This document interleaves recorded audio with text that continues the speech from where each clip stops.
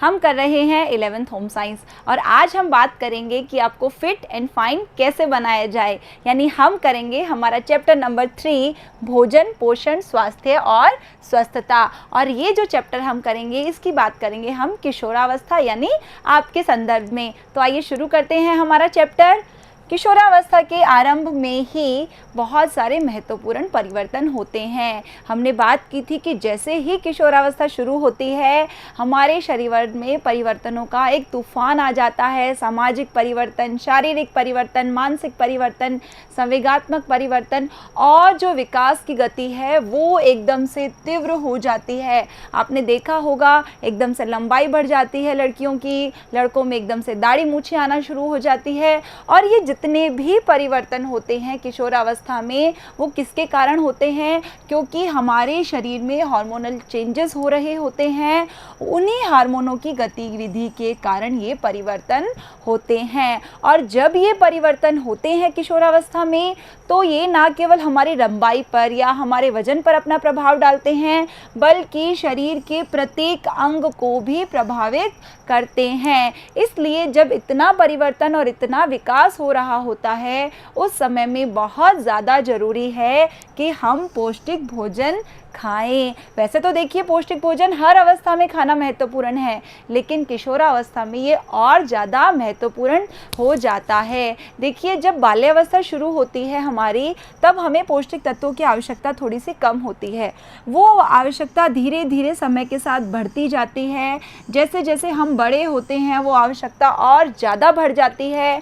और जब हम किशोरावस्था में पहुँचते हैं तो वो जो पौष्टिक तत्वों की आवश्यकता होती है वो अपने शीर्ष पर पहुंच जाती है। यानी इस समय में हमें सबसे ज़्यादा पोषक तत्वों की आवश्यकता होती है। उसके बाद ये आवश्यकता यहीं रहती है या हो सकता है हम वयस्क होते हैं और धीरे धीरे वृद्धावस्था की ओर चलते हैं तो ये आवश्यकता फिर थोड़ी कम हो जाती है। पुरानी कहावत भी है, जैसा अन्न वैसा तन। यानी कि हम जैसा आहार लेंगे हमारा शरीर भी बिल्कुल वैसा ही होगा, हमारा स्वास्थ्य भी वैसा ही होगा। हम अच्छा भोजन लेंगे तो हमारा स्वास्थ्य अच्छा होगा, हम अच्छा भोजन नहीं लेंगे तो हमारा स्वास्थ्य भी अच्छा नहीं होगा। बच्चों यहाँ अच्छे भोजन से मेरा आशय सिर्फ ये नहीं है कि दिखने में अच्छा हो या उसका स्वाद अच्छा हो। अच्छे भोजन से मेरा आशय है जिसमें सारे के सारे पोषक तत्व मौजूद हों। हम विभिन्न प्रकार का भोजन लेते हैं, ऐसा तो नहीं है हम डेली दाल खा रहे हैं, डेली रोटी खा रहे हैं। कभी दाल, रोटी, सब्जी, फल, छाछ, लस्सी, बहुत सारे भोज्य पदार्थ हम अपने जीवन में लेते हैं। और क्या होता है, यही भोजन हमें स्वस्थ और स्फूर्त बनाने के लिए पोषक तत्व प्रदान करता है। हम जो भोजन लेते हैं उसमें जो पोषक तत्व होते हैं वही हमारे स्वास्थ्य को बनाए रखते हैं, वही हमें स्फूर्ति देते हैं, ऊर्जा देते हैं और एनर्जी देते हैं। इसलिए यह जानना बहुत ज़रूरी है कि स्वस्थ रहने के लिए हमें किस प्रकार का भोजन खाना चाहिए, क्योंकि हर भोजन हमें स्वस्थ नहीं रख सकता। तो हमें किस प्रकार का भोजन खाना चाहिए इस चैप्टर में हम करेंगे इसी की बात। भोजन और पोषक तत्वों के हमारे स्वास्थ्य पर जो भी प्रभाव पड़ता है उसका अध्ययन जिस विज्ञान के अंतर्गत किया जाता है उसे हम कहते हैं पोषण। यानी हम किसका अध्ययन करेंगे पोषण के अंतर्गत? हमने जो भोजन लिया उसका हमारे स्वास्थ्य पर क्या प्रभाव पड़ा, उसी विज्ञान को हम कहते हैं पोषण। बच्चों ये परिभाषा आपसे एग्जाम्स में पूछी जाती है। पोषण का अर्थ क्या है, भोजन क्या है, पोषक तत्व क्या होते हैं। इसलिए प्लीज़ अपनी नोटबुक और पेन तैयार रखिए और इसे नोट करते जाइए। वास्तव में पोषण और स्वास्थ्य एक ही सिक्के के दो पहलू हैं। देखिए पोषण और स्वास्थ्य यानी कि हमारा जो हेल्थ है उसे हम अलग नहीं कर सकते, ये दोनों एक ही सिक्के के दो पहलू हैं। हम जो भी कुछ खाते हैं हमारा जो स्वास्थ्य है वो उस पर डिपेंड करता है और हमारा स्वास्थ्य किसके फलस्वरूप होता है? पोषण के कारण। यानी एक ही सिक्के से ये दोनों जुड़े हुए हैं, एक ही जंजीर से ये दोनों बंधे हुए हैं। अतः स्वास्थ्य और स्वास्थ्य के रख रखाव का एकमात्र महत्वपूर्ण कारक क्या है? भोजन। देखिए हम अपने घर की रख रखाव भी करते हैं, आपने देखा होगा टूट फूट हो गई या उसको रिपेयर की ज़रूरत होती है ना, तो हम मिस्त्री बुला रहे हैं, सीमेंट ला रहे हैं। लेकिन हमारा जो शरीर है, हमारा जो स्वास्थ्य है उसका अगर रख रखाव रखाव करना है तो उसके लिए केवल एक ही कारक है, वो क्या है? भोजन। तो आइए अब हम बात करते हैं कि भोजन क्या है। वैसे तो आप सबको पता है भोजन क्या है, लेकिन इसकी परिभाषा आपसे पूछी जाती है तो आप प्लीज़ इसे अच्छे से समझ लीजिएगा और याद कर लीजिएगा। भोजन वह ठोस अथवा द्रव पदार्थ, देखिए ठोस यानी कि हमने सब्जी खाई, रोटी खाई, है ना, फल खाया, ये सब क्या है? ठोस हैं। और द्रव पदार्थ में क्या आ गए? यानी कि लिक्विड, हमने दूध पिया, हमने लस्सी ली, हमने छाछ ली, ये सब किसके अंतर्गत आ गए? जूस आदि लिक्विड यानी द्रव पदार्थ के अंतर्गत। यानी वह ठोस अथवा द्रव पदार्थ जो भीतर निगलने, सबसे पहले हम भोजन को अपने अंदर निगलते हैं, फिर पचाने, फिर क्या होता है? उसका शरीर के अंदर डाइजेशन होता है, वो पचता है, उसके बाद शरीर के द्वारा उसे अवशोषित यानी स्वांगीकृत किया जाता है और उस अवशोषण के पश्चात शरीर को पोषक तत्व जैसे अनिवार्य पदार्थ प्राप्त होते हैं, उसे क्या कहा जाता है? भोजन। और यही भोजन हमें स्वस्थ रखता है। कहने का आशय ये है कि हर वो पदार्थ जो हम निगल रहे हैं वो भोजन नहीं है। हमने च्युइंगम खाया, निगल लिया, वो भोजन कहलाएगा? नहीं कहलाएगा। क्यों? क्योंकि उसका पाचन होना जरूरी है, उसका अवशोषण होना जरूरी है और उसके पश्चात उसमें मौजूद जो पोषक तत्व हैं वो हमारे शरीर को मिलना ज़रूरी है, तभी वो क्या कहलाएगा? भोजन कहलाएगा। और भोजन हमारे जीवन की मूल आवश्यकता है। क्या हम भोजन के बिना जिंदा रह सकते हैं? बिल्कुल भी जिंदा हम भोजन के बिना नहीं रह सकते हैं। भोजन के बहुत सारे कार्य होते हैं, आइए नज़र डालते हैं भोजन के कार्यों पर। भोजन का पहला कार्य है, भोजन हमें ऊर्जा प्रदान करता है। बिना एनर्जी या बिना ऊर्जा के हम कोई भी कार्य नहीं कर सकते। हर काम करने के लिए हमें ऊर्जा चाहिए। मैं पढ़ा रही हूँ, आप वीडियो देख रहे हैं, लिख रहे हैं, हर वक्त हमें ऊर्जा की आवश्यकता होती है और ये ऊर्जा हमें किससे मिलती है? भोजन से। और ये जो ऊर्जा है हमें किन किन पदार्थों से मिलती है उसकी आगे हम विस्तार से बात करेंगे, कार्बोहाइड्रेट, वसा इत्यादि। दूसरा कार्य है शारीरिक विकास में सहायक होता है। देखिए हमने बात की थी वृद्धि और विकास की, कि जो विकास होता है वो जिंदगी भर चलता है जब तक हम जिंदा रहते हैं। तो उसके लिए हमें किसकी आवश्यकता होती है? भोजन की। उत्तकों और अंगों की मरम्मत करता है। हमने अभी एग्जाम्पल किया था कि हमारे घर की मरम्मत के लिए हमें मिस्त्री और सीमेंट और बहुत सारी चीज़ें चाहिए होती है और हमारे शरीर के जो पार्ट्स हैं, हमारे उत्तक हैं, अंग हैं, उनकी मरम्मत किससे होती है? भोजन से। कौन कौन से पदार्थ हैं जो हमारे शरीर में टूट फूट की मरम्मत का कार्य करते हैं? प्रोटीन इत्यादि। और क्या है? शरीर की रोगों से रक्षा भी करता है। यानी भोजन से ही हमारे शरीर की रोग प्रतिरोधक क्षमता बढ़ती है। देखिए आपने देखा भी होगा, जिनकी इम्यूनिटी पावर यानी रोग प्रतिरोधक क्षमता अच्छी होती है वो लोग बाकियों की तुलना में कम बीमार होते हैं, या हम यूँ कहें बीमार नहीं होते हैं। यही कारण है कि जब वायरल चल रहा होता है, सबको सर्दी जुकाम हो रहा होता है, उस मौसम में जिनकी रोग प्रतिरोधक क्षमता अच्छी होती है वो लोग कम बीमार होते हैं या बीमार नहीं होते हैं। विभिन्न शारीरिक क्रियाओं में मदद करता है। देखिए हम बहुत सारी क्रियाएं करते हैं, सोना, उठना, बैठना, खेलना, कूदना, हर क्रिया के लिए हमें भोजन की आवश्यकता होती है। यहाँ तक कि जब हम सो रहे होते हैं या हम आराम कर रहे होते हैं उस वक्त भी भोजन हमें सहायता प्रदान करता है, क्योंकि जब हम सो रहे हैं तो हमारा पाचन तंत्र कार्य कर रहा होता है, हमारा हृदय अपना कार्य कर रहा होता है ना। तो ये सारे हैं भोजन के कार्य। इसके अलावा भी भोजन के बहुत सारे कार्य हैं। हम क्या करते हैं, हमें किसी को अपना गुस्सा दिखाना हो या अपना बल दिखाना हो तो हम क्या करते हैं, घर में हम कहते हैं आज मैं खाना नहीं खाऊंगा जब तक मेरी ये डिमांड पूरी नहीं हो जाएगी, है ना। मुझे साइकिल चाहिए या मुझे बाइक चाहिए और हम 1-2 दिन तक खाना नहीं खाते हैं और कई बार घर वाले हार के हमारी डिमांड पूरी कर देते हैं। ऐसा क्या होता है, आपने न्यूज़पेपर्स में भी देखा होगा कि कई लोग अनशन पर बैठ गए, उन्होंने भूख हड़ताल की।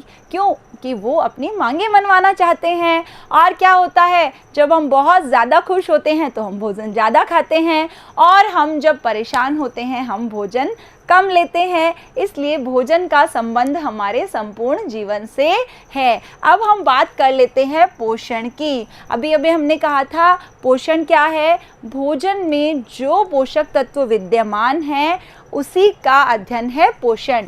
आइए देख लेते हैं इसकी परिभाषा। पोषण एक विज्ञान है।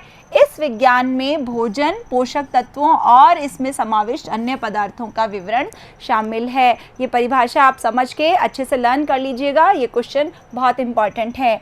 इन्हीं पदार्थों से यानी कि पोषक तत्वों से हमारे शरीर के भीतर अनेक कार्य होते हैं, जैसे कि अंतर्ग्रहण, हमने पहले भोजन खाया, फिर उसका पाचन होता है, फिर उसका अवशोषण होता है, उपापचय होता है और उत्सर्जन आदि कार्य पूरे होते हैं। उत्सर्जन के द्वारा क्या होता है, जो अवांछनीय पदार्थ हमारे शरीर में होते हैं वो मल इत्यादि के द्वारा शरीर से बाहर निष्कासित हो जाते हैं। हालांकि ये शारीरिक आयामों को दर्शाता है। ये जो पोषण है, हमें ऐसा लग रहा है कि ये केवल हमारे शरीर का वृद्धि और विकास कर रहा है, लेकिन इसके सामाजिक, मनोवैज्ञानिक और आर्थिक पहलू भी हैं। कैसे? देखिए, अगर हमारा शरीर स्वस्थ होगा और हमारे विचार सकारात्मक होंगे तो हमारे सामाजिक संबंध भी सबसे अच्छे होंगे। हमारे सामाजिक संबंध होंगे अच्छे, हम खुश रहेंगे, हम तनाव में नहीं रहेंगे। ये क्या है? हमारे मनोवैज्ञानिक पहलू। और अगर ये सब चीज़ें सही से चल रही है तो हमारा आर्थिक पहलू, यानी हम धन भी अच्छे से कमा पाएंगे, हमारा कार्य भी मन लगेगा, हमारी कार्य क्षमता भी बढ़ेगी। तो ये सभी पहलू भी आपस में एक दूसरे से जुड़े हुए हैं। अब हम बात करते हैं पोषक तत्वों की। जो हम भोजन खा रहे हैं उसमें जो तत्व हमारे स्वास्थ्य को अच्छा रखने के लिए विद्यमान है उसे क्या कहते हैं? पोषक तत्व। पोषक तत्व भोजन में विद्यमान वे घटक होते हैं जिनकी शरीर को पर्याप्त मात्रा में आवश्यकता होती है। देखिए, आप इस वर्ड को अच्छे से समझ लीजिए, पर्याप्त मात्रा। पर्याप्त क्यों? क्योंकि अगर हमने पोषक तत्व कम मात्रा में लिए तो हम किसके शिकार हो जाएंगे? कुपोषण के। अत्यधिक मात्रा में लिए तो भी हम कुपोषण के शिकार हो जाएंगे, और अगर हमने उनका अनुपात सही नहीं लिया तो भी हम कुपोषण के शिकार हो जाएंगे। इसलिए अच्छे पोषण यानी सुपोषण के लिए ज़रूरी है कि हम वो पोषक तत्व पर्याप्त मात्रा में ही लें। इनमें कौन कौन से आ जाते हैं बच्चों, इन्हें आप बहुत अच्छे से लर्न कर लीजिए, ये जो पोषक तत्व हैं, क्योंकि संपूर्ण गृह विज्ञान के अध्ययन के दौरान, चाहे वो आपकी 11th क्लास हो या 12th क्लास, हम आहार आयोजन करेंगे, कोई भी मील प्लानिंग करेंगे, उसके लिए हमें इनकी आवश्यकता पड़ेगी। यही नहीं, आपके संपूर्ण जीवन में भी आपको इन पोषक तत्वों की जानकारी होना जरूरी है। कौन कौन से हैं वो पोषक तत्व? पहले नंबर पर आता है कार्बोहाइड्रेट, प्रोटीन, वसा, खनिज, विटामिन, जल तथा रेशा यानी कि फाइबर। ये सारे पोषक तत्व हमारे भोजन में विद्यमान होते हैं और हमारे स्वास्थ्य के लिए जरूरी होते हैं।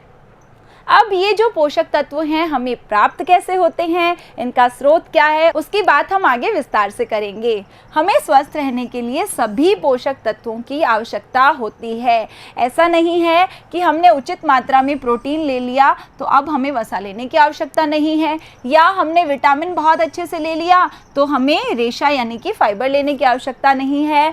ये सारे के सारे पोषक तत्व हमें स्वस्थ रहने के लिए आवश्यक होते हैं। अधिकांश खाद्य पदार्थों में एक से अधिक पोषक तत्व होते हैं। देखिए, ऐसा नहीं है कि हर खाद्य पदार्थ में केवल एक पोषक तत्व होगा। बहुत सारे खाद्य पदार्थ ऐसे होते हैं जिसमें एक से अधिक पोषक तत्व होते हैं। जैसे अगर हम बात करें दूध की, मिल्क, आप सब पीते हैं, अगर नहीं पीते तो ज़रूर पीजिए, क्योंकि दूध में विटामिन सी, आयरन और रेशे को छोड़कर लगभग सभी पोषक तत्व मौजूद होते हैं, जैसे कि प्रोटीन, वसा इत्यादि। दूध में केवल विटामिन सी नहीं होता, आयरन यानी कि लोह तत्व नहीं होता और फाइबर नहीं होता, उसके अलावा लगभग सभी पोषक तत्व होते हैं। इसलिए दूध को एक संपूर्ण डाइट भी माना जाता है। पोषक तत्वों को हमारे दैनिक उपभोग के लिए आवश्यक मात्रा के आधार पर 2 भागों में विभाजित किया जाता है।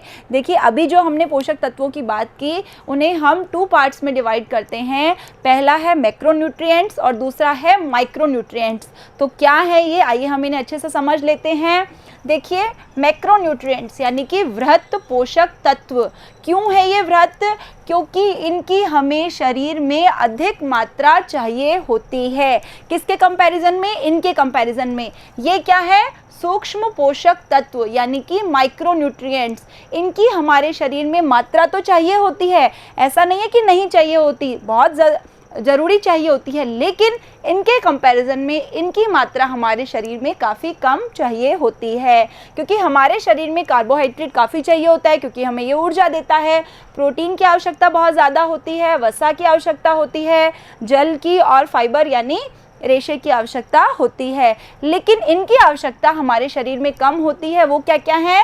खनिज लवण और विटामिन। खनिज लवण में कौन कौन से? आयोडीन, लौह तत्व और कैल्शियम। और विटामिन की हम बात करें, विटामिन ए, विटामिन बी, पूरा का पूरा समूह, विटामिन बी का पूरा समूह होता है। Vitamin C, vitamin D, vitamin E, ये सारे के सारे विटामिन हमें चाहिए होते हैं। तो ये है हमारे वृहत पोषक तत्व और ये है हमारे सूक्ष्म पोषक तत्व, मैक्रोन्यूट्रिएंट्स एंड माइक्रोन्यूट्रिएंट्स। इन्हें आप अच्छे से लर्न कर लीजिए, ये क्वेश्चन भी बहुत इंपॉर्टेंट हैं। तो ये है हमारे सारे के सारे पोषक तत्व। ये पोषक तत्व हमारे भोजन में जब बिल्कुल सही मात्रा में और सही अनुपात में विद्यमान होते हैं, उसे कहा जाता है संतुलित आहार, जिसकी बात करेंगे हम अगले वीडियो में। तब तक के लिए धन्यवाद।